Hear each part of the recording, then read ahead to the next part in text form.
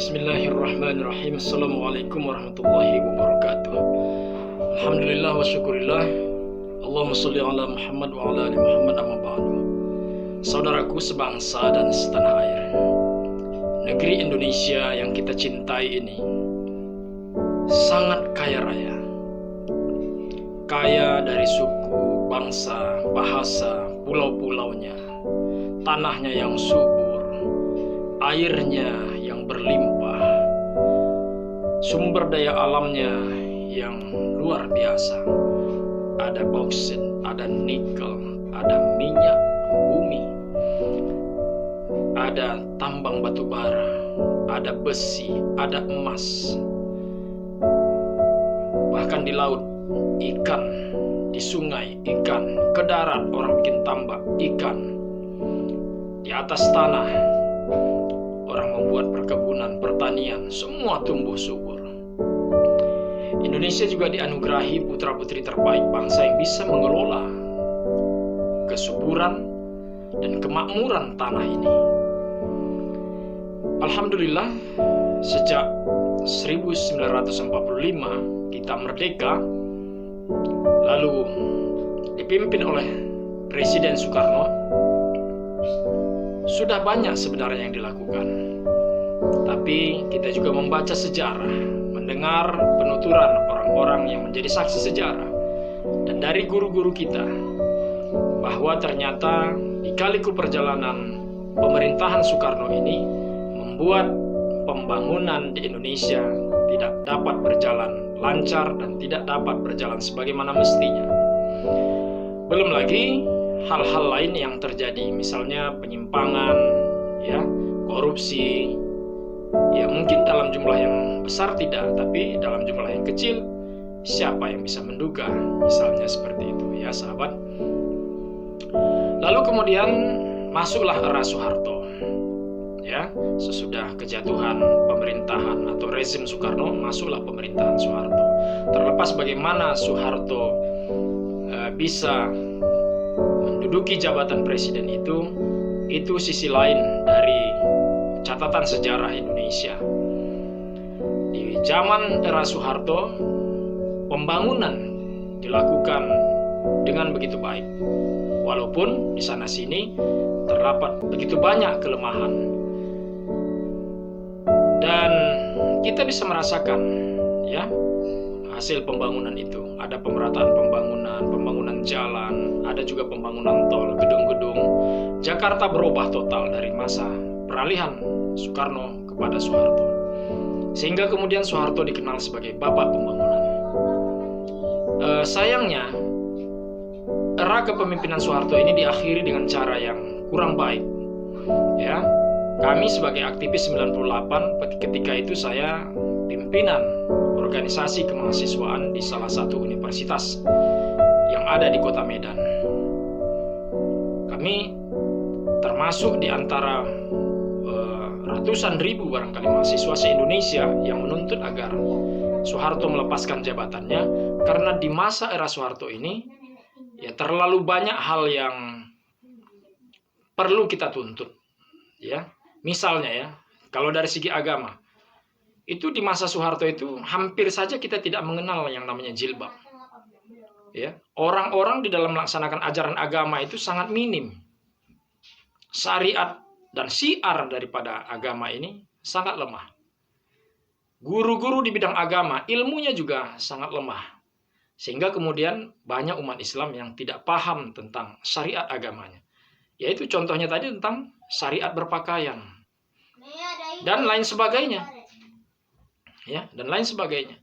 Lalu kemudian di bidang pembangunan, sekalipun kita swasembada beras, itu bukan berarti bahwa tidak ada orang miskin, tidak berarti bahwa tidak ada yang kelaparan. Ada, ya, di seluruh pelosok Indonesia ini tetap ada. Jadi itu kan hanya secara garis besar saja, ya. Lalu kemudian korupsi ini ternyata merebak, ya, tanpa bisa disentuh. Bahkan kemudian muncul isu bahwa sumber korupsi itu adalah ada di kepala ikannya. Siapa lagi kalau yang dimaksud itu bukan presidennya, yaitu Soeharto. kroninya, bahkan dinikmati oleh keluarganya yang ada di Cendana. Itu menurut cerita orang. Secara hukum, hal itu ternyata secara total belum mampu dibuktikan sampai akhirnya Soeharto meninggal setelah lengser di tahun 98. Ya, kami yang ketika itu menuntut KKN itu dihapuskan, kolusi, korupsi, nepotisme. Memang itu kondisinya. Ya, selain suara kita juga dibungkam, ya kan? Kebebasan beragama kita juga tidak begitu menggembirakan. Sekalipun tentu kita harus mengakui banyak jasa Presiden Soeharto, ya. Jadi di antara kelebihan, ya, manusia juga punya kekurangan. Dari era Soeharto, kemudian setelah dia lengser digantikan oleh wakilnya, yaitu Presiden Habibie. Di masa Presiden Habibie, ya alhamdulillah Habibie tidak ada satu bukti hukum pun yang bisa membuktikan bahwa dia terbukti korupsi. Begitu juga Soeharto, walaupun dituduhkan demikian, tapi karena beliau itu buru-buru dipanggil Allah Subhanahu wa taala, ya, meninggal dunia, sehingga tidak ada yang bisa dibuktikan dari dugaan kasus korupsi yang dituduhkan. Nah, di masa Presiden Habibie yang lebih kurang hanya 2 tahun itu, Presiden Habibie mungkin perlu meluruskan sejarah Indonesia ini dan melakukan perbaikan di berbagai sektor. Ya, dalam 2 tahun tentu tidak banyak yang bisa dilakukan. Lalu kemudian masuklah era Presiden Gus Dur, ya, Kiai Haji Abdurrahman Wahid. Padahal pada waktu itu kita mendengar bahwa digadang-gadang juga ada Profesor Dr. Yusril Iza Mahendra. Ini tangan kanannya kalau boleh dibilang, ya. Tangan kanannya Soeharto, ahli hukum tata negara. Pernah menjadi Menkumham, pernah menjadi Mensesnek, pernah menulis naskah pidatonya Soeharto. Tapi ternyata beliau tidak mau. Ya. Amin Rais juga ditawarin untuk menjadi presiden di masa, katakanlah itu transisi dari masa Orde Baru kepada Orde Reformasi, ya, karena yang kita tuntut itu adalah reformasi ketika itu kita dengung-dengungkan. Tapi kemudian ternyata 2 orang ini tidak bersedia. Sampai kemudian ada Gus Dur, ternyata pemerintah, kalau boleh kita bilang mereka suka canda, disambut oleh para nahdliyin. Orang yang berada di sekitarnya atau di masa pemerintahnya ada oknum-oknum ya katakanlah di NKRI ini yang melakukan itu, tidak bisa kita pungkiri. Jadi pemahaman kita tentang pemberantasan korupsi terhadap Indonesia yang makmur ini bukan hanya presidennya yang tidak korupsi. Indonesia yang terdiri dari ribuan pulau, puluhan provinsi, begitu juga kabupaten kota, kecamatan, kelurahan, desa, dan seterusnya itu, yaitu kita harapkan semua itu tidak korupsi. Bagaimana caranya? Membangun sistem dan strong leadership yang kuat. Dengan melibatkan semua aparat dan kekuatan potensi bangsa yang ada. Sehingga kemudian korupsi itu tidak terjadi. Tapi ternyata ya di masa Gus Dur yang hanya, ya katakanlah mungkin hanya sekitar lebih kurang 2 tahun juga, ya, seperti Habibie, dia juga ya katakanlah dilengserkan. Ya, kita dapat informasi, saya tidak tahu ini valid atau tidak valid, katanya tangan Megawati ada di sana yang ikut membuat Gus Dur ini lengser. Nah, kita harus tahu, ya, waktu itu yang jadi wakil Gus Durnya, ya kalau nggak salah juga Megawati, ya. Lalu kemudian Megawati jadi presiden. Ya, apakah korupsi tidak ada? Wah, jangan dibilang tidak ada, ya. Lalu kemudian kita mendengar di masa Megawati lah terjadi penjualan aset negara. Ada pulau yang terlepas dari Indonesia, seperti juga Timur Leste yang lepas dari masa Presiden Habibie berkuasa. Lalu kemudian masuk ke era berikutnya, menterinya Megawati yaitu SBY mencalonkan diri menjadi presiden. Nah, ya kan? Ketika itu SBY berpasangan dengan Yusuf Kala. Lalu kemudian Megawati itu untuk masa berikutnya dia berpasangan dengan Kiai Haji Hashim Muzadi, ya. Tapi ternyata dalam kontestasi politik itu Megawati kalah telak ya dari SBY. SBY kemudian menjadi presiden ya. Kemudian orang-orang banyak menyebut kalau Presiden SBY ini sebagai bapak demokrasi Indonesia. Ya pokoknya ngalah-ngalahin Gus Dur lah. Tapi bagaimana Gus Dur mau kita katakan bapak demokrasi Indonesia? Sementara di masanya yang tidak terlalu lama itu tentu tidak cukup untuk membuat dia harus mendapatkan gelar itu ya. Sekalipun di masa dia juga kebebasan beragama itu diberi kelonggaran, sehingga kemudian salah satu katakanlah ormas ya, kelompok masyarakat yang bernama Konghucu dari sektor kebudayaan ternyata kemudian dijadikan agama oleh Gus Dur, yang menurut ceritanya Konghucu itu di negeri asalnya sendiri bukan agama, tapi di Indonesia menjadi agama. Itulah kelebihan Gus Dur, tapi kekurangan bagi kita ya. Jadi saudaraku sebangsa setanah air, lalu kemudian SBY memimpin ya, pemberantasan korupsi juga terjadi ya. Kemudian dari masa SBY ini sampai 2 periode ya, 10 tahun menjabat dengan kerja kerasnya, kemudian melahirkan begitu banyak sistem dan perubahan. Lalu muncullah presiden berikutnya, yaitu Jokowi. Ya, Jokowi yang seorang ahli mebel, pengusaha mebel, lalu kemudian mencalon menjadi wali kota Solo, dari wali kota Solo kemudian mencalon menjadi gubernur DKI. Ya, tidak sampai masa jabatannya, padahal dia sudah berjanji tidak akan mencalon kalau ini belum selesai. Tapi kemudian ketika kontestasi capres itu muncul, dia mengatakan saya tidak mungkin bisa berbuat banyak memperbaiki Jakarta dan Indonesia kalau saya hanya sebagai gubernur. Lalu dia mencalonkan diri menjadi presiden Republik Indonesia, dan rupanya dia dipilih oleh begitu banyak rakyat Indonesia, sekalipun banyak orang mengatakan pemilihan itu curang. Ya, mungkin berapa persen curangnya itu tidak bisa dibuktikan secara hukum. Kalau bisa dibuktikan ya tentu Jokowi sudah lengser. Begitu juga begitu masuk ke periode kedua, Jokowi menang lagi melawan Prabowo ya. Jadi ini kita bisa membaca keadaan bahwa ternyata Prabowo kalah telak bahkan di periode kedua. Kita tidak tahu ya kenapa Jokowi bisa menang, tapi banyak pihak yang mengatakan bahwa terlalu banyak kecurangan ya. Bahkan yang anehnya sangat banyak pengurus KPPS yang tewas. Entah apa yang menyebabkan, secara hukum belum bisa dibuktikan. Ya, terlalu banyak kecurangan yang secara hukum juga tidak bisa dibuktikan. Bahkan ada upaya membuktikan di MK, ternyata semua ditolak oleh MK, sehingga kekalahan telak dialami oleh pasangan Prabowo dan Sandiaga Uno. Dan duduklah kembali pada periode keduanya Jokowi yang berpasangan dengan yang sekarang ini wakilnya adalah Ma'ruf Amin. Yang pertama dia berpasangan dengan Yusuf Kala. Nah, kita mau bicara tentang korupsinya.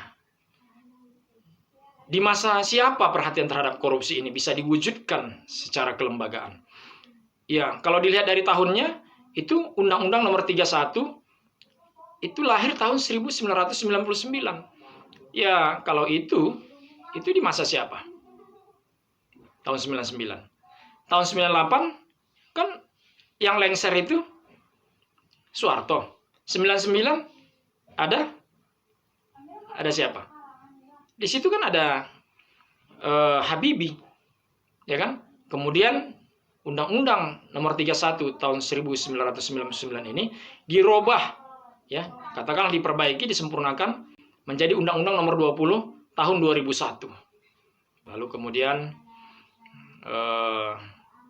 lahir Undang-Undang pemeriksaan harta kekayaan penyelenggara negara, dan bahkan sekjen pemeriksaan harta kekayaan negara itu pun dibuat juga aturannya. Ya, seperti itulah sahabat. Nah, ini adalah upaya-upaya kita di dalam rangka untuk mewujudkan tuntutan daripada mahasiswa di tahun 98. Ya, saya dan kawan-kawan ketika itu ya tidak melakukan upaya apapun kecuali hanya kami menuntut berdemonstrasi sampai kemudian Soeharto itu lengser dengan cara yang sangat indah. Artinya apa? Ya, Soeharto itu tidak lengser, maaf cakapnya ya, bagaimana mungkin terjadi tragedi berdarah dan lain sebagainya terhadap Soeharto dan keluarga. Tidak. Dia mengundurkan diri, menyatakan berhenti dalam sebuah acara resmi di Istana Negara. Walaupun di luar, ya korban banyak berjatuhan ya, karena demonstrasi pada waktu itu memang ya korban jiwa, harta itu banyak terjadi. Tapi jangan tanya saya, ya kenapa itu terjadi. Ya saya kira itu bagian daripada sejarah kita lah yang kelam. Tapi saya tidak ikut di dalam usaha memporak-porandakan yang seperti itu. Sekalipun hal ini demikian memberikan kontribusi barangkali ya. Ada yang mengatakan kalau tidak berdarah-darah mungkin Soeharto tidak mau mengundurkan diri. Wallahu a'lam bishawab ya. Jadi saudaraku sebangsa dan setanah air ya. Kami sebagai pelaku sejarah berdirinya Orde Reformasi ini sangat berharap sekali agar tindak pidana korupsi ini semakin diperkuat. Kalau saya ingin mengatakan bahwa begini, yang saya saksikan itu ada orang terkena kasus korupsi, ini PNS ya, kalau sekarang namanya ANS, itu sesudah dipenjara dia bisa balik lagi kerja lagi dia sebagai ANS atau sebagai PNS. Nah, tentu kalau saya mengatakan saya tidak setuju itu. Harusnya dipecat, bahkan dihabisi kekayaannya yang itu merupakan harta korupsi. Ya kan? Nah, itu dia. Kemudian 2 miliar misalnya, minimal 2 miliar itu harusnya hukumannya apa? Hukumannya paling rendah kalau di penjara itu 50 tahun. Tidak bisa ditawar lagi. Tapi faktanya hari ini ada orang yang dihukum 2 tahun. Bahkan ada yang lebih rendah dari, ya menurut ceritanya dari pencuri ayam, pencuri sandal, pencuri buah coklat dan lain sebagainya. Ini tentu menyakiti rasa keadilan bagi masyarakat ya. Jadi kalau bagi saya koruptor itu kalau yang dia curi, dia korupsi uang negara itu adalah 2 miliar, tidak kurang dari 2 miliar, itu hukumannya harusnya 50 tahun, tidak boleh kurang. Tidak boleh kurang. Dicabut hak politiknya selamanya, bukan cuma 5 tahun. Ini kan hak politik hanya 1 periode, 2 periode. Lalu kemudian lucunya boleh lagi mencalon. Itu yang menjadi persoalan kan. Lalu ketika di penjara dapat remisi, dapat fasilitas, ada yang itu karena penyimpangan. Ya, kemudian mereka yang melakukan penyimpangan, aparat yang memberikan fasilitas di penjara terhadap koruptor ini hanya dimutasi. Apa gunanya itu? Harusnya apa? Pecat, tangkap lagi, ambil enggak uangnya. Ya. Nah, lebih dari 2 miliar ini seharusnya sudah bisa ya. Ya sudah ada hukuman fisik lah. Kalau hukuman mati itu kan mengambil nyawanya ya. Bukan sekedar kepala misalnya dipancungkan atau ditembak. Ambil misalnya bagian daripada tubuhnya. Misalnya dipotong tangannya. Nah, ini basis berpikirnya ada, yaitu ajaran agama. Setidak-tidaknya dari seluruh ajaran agama yang ada di Indonesia, Islam bisa menginspirasi aparat penegak hukum, legislasi, dan pemerintah untuk membuat undang-undang yang melakukan tindakan hukum seperti itu. Kemudian ketika dia di penjara, ya, dia harus dipekerjakan di luar penjara, nyapu jalan, ya, paret, WC-WC dan lain sebagainya. Kemudian didenda tidak kurang dari 1.000 miliar. Artinya apa? Artinya memang dia harus di situ selamanya. Itu cara lain kalau dia mau hidup, ya dia diperlakukan seperti itu. Lalu kemudian biaya hidupnya itu diambil dari keluarganya. Jadi semua aparat negara ini harus bikin kontrak jabatan dengan presiden, dengan MPR, dengan DPR, dengan DPD. Ketika dia jadi ANS, ketika jadi pejabat publik, menjadi pejabat negara, itu dia harus teken. Kalau dia korupsi, dia harta dari, jadi keluarganya pun ikut meneken karena akan diambil uangnya untuk membiayai selama dia di penjara. Dan dia nggak bisa enak-enak tidur di sana karena dibatasi waktu dia di sana untuk bekerja di masyarakat. Masjid-masjid dia bersihkan. Jadi nggak perlu lagi biaya-biaya itu. Ya. Nah, lalu kemudian artinya apa? Dia dijadikan lebih bermanfaat hidupnya dengan cara seperti itu tapi ya. Jadi dihabisi betul-betul. Nah, hukuman terberatnya kalau dia sampai korupsi, ya, kalau 2 miliar saja sudah hukuman 50 tahun, Maka kalau dia itu kalau 2 miliar ya bagaimana kalau 10 miliar ke atas atau 20 miliar ke atas? Nah, itu sudah bisa 100 tahun. Ya. Nah, kalau 100 miliar ke atas, hukuman mati saja. Karena sekarang kan ada orang korupsi sampai triliunan kan? Itu terbukti. Bahkan dilakukan oleh pejabat negara yang notabene juga berasal dari partai politik. Harusnya mereka kan memberikan contoh. Nah, ini bukan hanya merugikan negara, ini juga merugikan sosial ekonomi masyarakat. Betapa banyak orang yang dimiskinkan gara-gara itu. Dan ingat, uang yang dikorupsi itu bukan uang siapa-siapa, itu uang rakyat. Bahkan boleh jadi juga itu merupakan uang pinjaman dari luar negeri. Yang bayar siapa? Rakyat juga. Lalu dikorupsi sama dia. Nah, ini jadi bancakan aktor politik yang ada di DPR, di DPD, di MPR, barangkali seperti itu.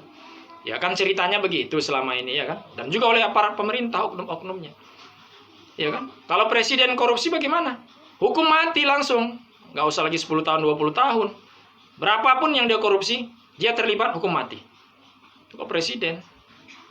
Ya kan? Kenapa? Karena dia orang nomor 1 yang harusnya menjadi panglima dalam pemberantasan korupsi.